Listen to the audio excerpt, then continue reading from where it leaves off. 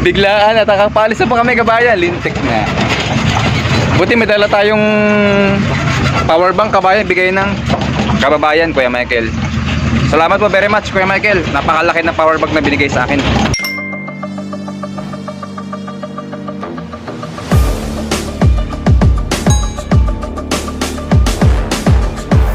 At kabayan, isang magandang umaga sa lahat. At tayo po ay nandito sa Kubo. Ang oras po ngayon ay 8:12 AM, September 28 kabayan.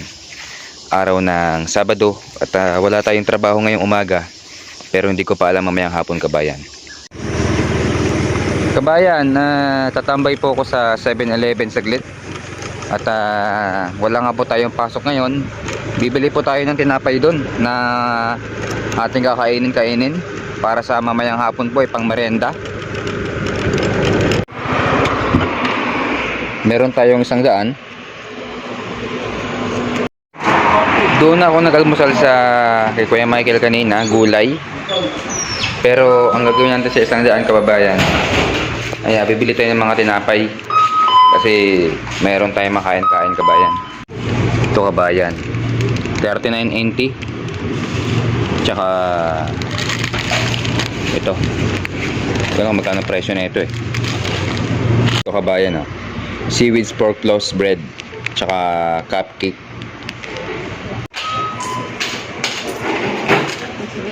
Yes eh.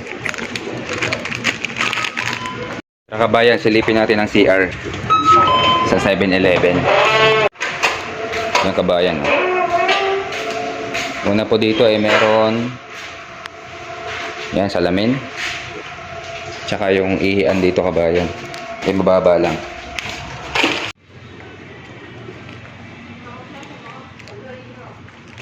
Yun na kabayan.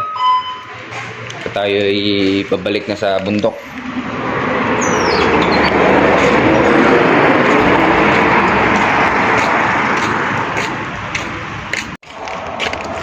Yun ang aking binili. Napakasimple lang kabayan. Alam nyo kabayan, ngayon ay wala pa tayo. At kakaunti pa lang ang ating mga followers. Lalo na po sa YouTube ay 40 pa lang po ang aking subscribers kabayan sa paggawa ng content na ito sa tunay na buhay. Kahit na ganoon ay tuloy-tuloy lang tayo sa pagbablog. At maraming salamat po sa lahat po ng sumusuporta sa akin. Lalo na po sa aking mahal sa buhay, kakilala, sa pag-shares ng mga videos kabayan.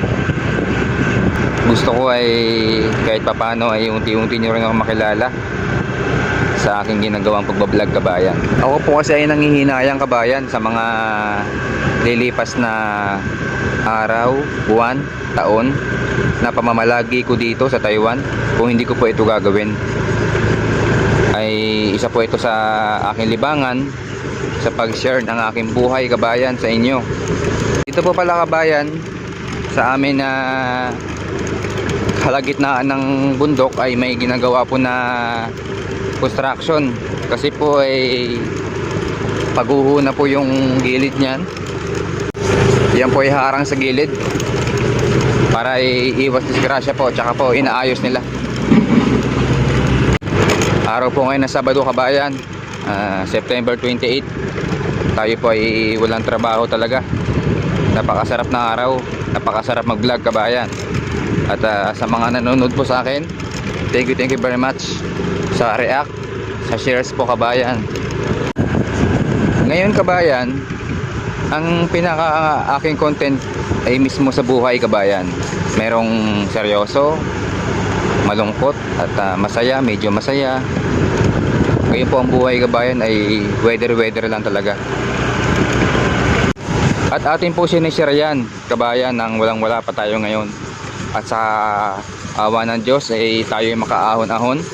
Yan po ay babalikan natin at tutulong din tayo kabayan balang araw sa ating ginagawa. Siguro po kababayan inyo pong nararamdaman kung ano pong klaseng tao ako. Kaya God bless po sa inyo. Kung ano pong meron kayo sa buhay kabayan ay tiyaga lang. Ngayon kabayan ay walang mga amo ko dito.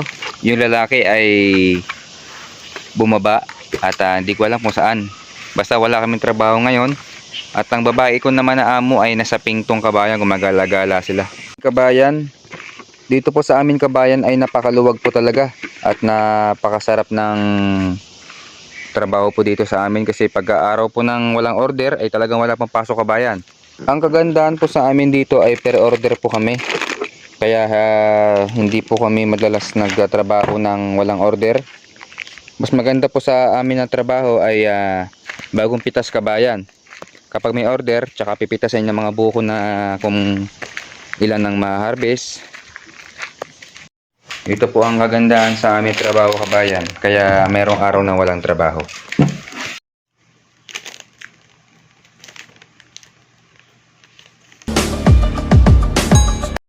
Napagala tayo ng wala sa oras kabayan. Hindi dumating yung amo kong lalaki.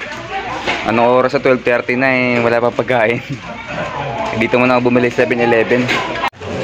Kain po tanghalian. Wala yung aking amo. Chicken curry kabayan ng Taiwan. Merong power bank kabayan. At doon tayo tatampay sa dagat ngayon. Kasi wala naman tayong pasok kabayan.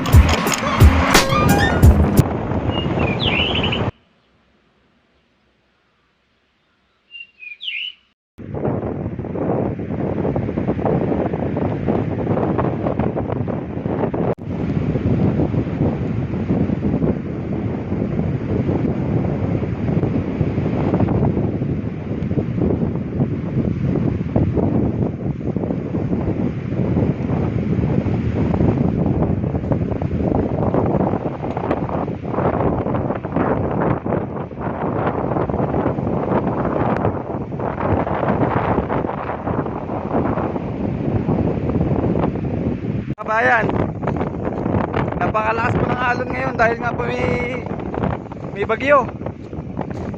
Woo! Kaya po, isang buong bahay po yung kabayan. Laki.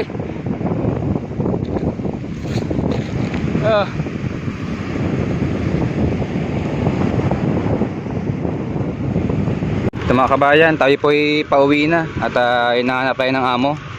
Kanina po kasi kabayan, mag-aalauna, wala pa siya.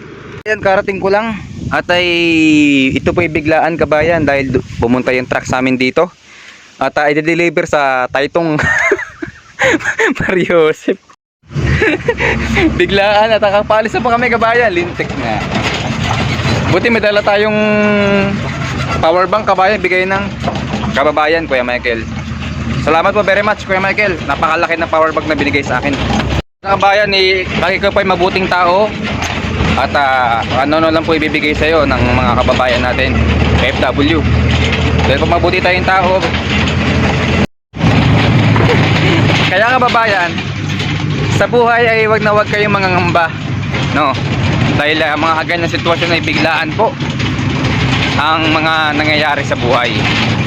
Kagaya ng hindi mo inaasahan na nanalo ka pala sa loto, na hindi mo inaasahan na yung pangarap mo bigla na lang darating sa iyo kabayan. Sa akin po na ngayon na hindi inaasahan na deliver at kasama na po dyan ang kamatayan kababayan sa buhay. Kaya ayan po ay hindi inaasahan. Kaya habang tayo nabubuhay kababayan ay kailangan lagi tayong masaya. God bless isang OFW mangbubuko sa Taiwan kababayan. Magandang hapon, September 28 alas 4 ng hapon. Lintik na kapalaran. May deliver pa lang ngayon kaya ako ay nahanap kabayan ng isa naming service at sumusunod sa amin kabayan. Napakalakas po ng hangin at dala po mga alikabok kaya ganyan po. Nasa Taytong na po tayo at ito po ang lugar namin dito sa pinaka city, big city kabayan. Yan, mag-deliver po tayo ng mga buko dito at ito po yung aming mga buko. Galing po yan Pingtong kabayan kasi kakaunti nang ang bunga at kailangan nila pagtiyagaan yan para medyo kikita pa rin sila kahit konti lang. Yan lang kabayan. Kasi sa negosyo kabayan, may malaking kita, may maliit. Ganyan talaga. Kaya kailangan mahaba po yung PC. At maraming prutas kabayan, no? Ayan, prutasan.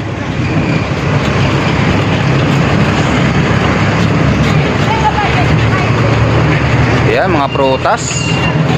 Taiwan. Sari-sari. Palengke. Yan kabayan, palengke. Yun. Dami mga damit. 180. Mura lang din pala dito. Center market ng Taytong.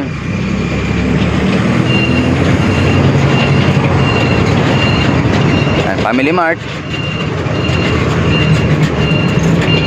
Ito ang aming kasama kabayan. May lamang din buko yan, kaunti lang.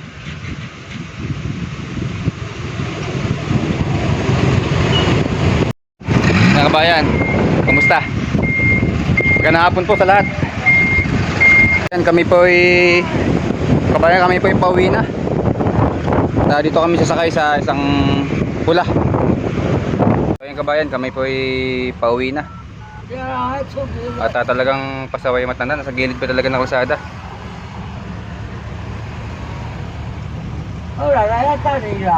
Meron pa rin itong nakasako kabayan.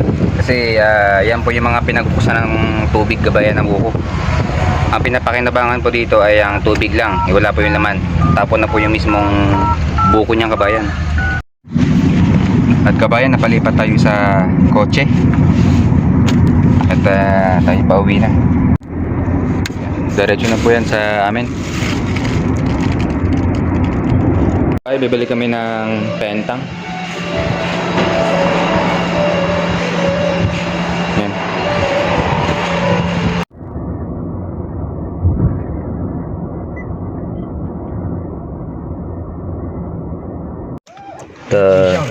Ito kabayan ang binili. Kumuha rin ako sa bow, dalawa. At kami po ay paakitan ng bundok kabayan. Mataas itong lugar namin dito.